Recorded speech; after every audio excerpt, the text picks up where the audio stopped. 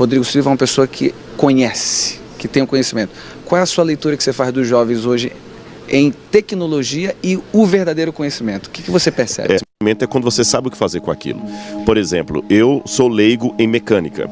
Okay. Então eu tenho a informação sobre o motor. Perfeito. Mas quem tem o conhecimento é o mecânico. Perfeito. Agora, ainda nesse primeiro ponto, está faltando o terceiro elemento, que é a sabedoria. É quando você não tem apenas a informação e o conhecimento, mas você tem a sabedoria de Deus para saber como usar aquilo.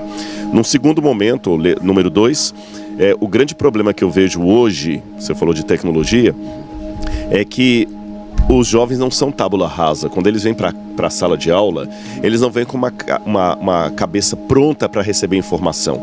Ele já traz uma informação prévia que muitas vezes é suja, é inócua, é vendida, é errada. Vou dar um exemplo. Hoje, o grande problema do Brasil não é a falta de cultura, é o excesso de cultura inútil.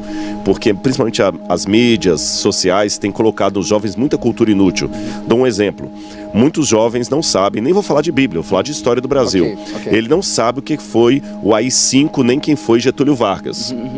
Mas ele sabe todos os nomes dos personagens de Game of Thrones, que é cultura inútil. Ele não sabe o nome dos 12 apóstolos, mas ele sabe o nome. Exatamente. Mas é verdade. E o que acontece? Não estou falando agora que você não possa assistir Game of Thrones, não é esse o ponto. Não, perfeito, tanto é que eu citei aqui. A questão não é se você pode ou não comer chocolate. É se você está usando chocolate no lugar de arroz, feijão e salada. Perfeito. Você comer um pouquinho de chocolate depois numa sobremesa, tudo bem, meu amigo. Agora você substituir arroz e feijão por chocolate, você em pouco tempo vai estar diabético e no hospital. Então o problema dessa cultura inútil é que ela está tomando o lugar do arroz com feijão, da cultura verdadeiramente útil. E aí o que acontece? Quando o jovem chega hoje em sala de aula, a minha tarefa é mais do que dar conhecimento para ele. A minha tarefa é convencê-lo a tirar da sua mente a cultura inútil para colocar algo que presta. Conhece aquele programa Acumuladores? Pessoas que têm um distúrbio emocional, que ele vai colocando um monte de lixo em casa, e o grande desafio do psicólogo é convencê-lo a tirar aquele lixo para poder limpar a casa. Esse é o problema do professor hoje. Ele não pode só chegar e colocar conhecimento, ele tem que convencer o jovem a eliminar um pouco de conhecimento inútil para que sobre espaço na mente para que ele receba coisas boas, porque infelizmente vivemos um mundo de PhDs em nulidade, em porcaria. Pessoas que, assim como eu conheço de arqueologia, eles conhecem tudo sobre coisas que não ajudam nada, nem espiritualmente, nem socialmente a vida dele. Nossa, que perfeito. Gente, é uma live rápida. Eu queria fazer já a última pergunta em que você possa abranger. O seu raio de influência no Brasil se deu a partir de entrevistas nacionais como Jô Soares, em outros lugares, ou você sempre foi uma pessoa influente nesse meio, convidada para dar palestras?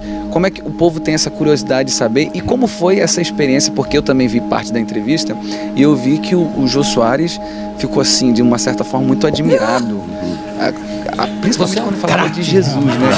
Eles não têm aquela ideia de que existem pessoas que dominam de forma assim nostálgica, de forma assim encantadora sobre Jesus. E ele, quando estava ali diante de você, eu vi realmente o Espírito Santo de Deus agindo na sua vida.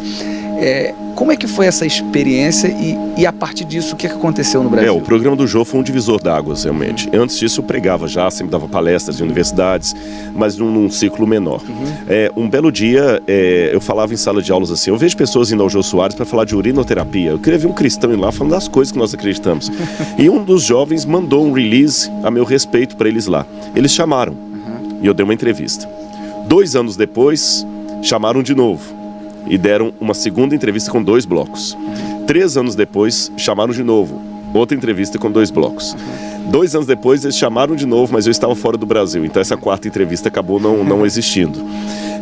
E as 2 entrevistas últimas, que foram com 2 blocos cada uma, foi convite do próprio Jô Soares.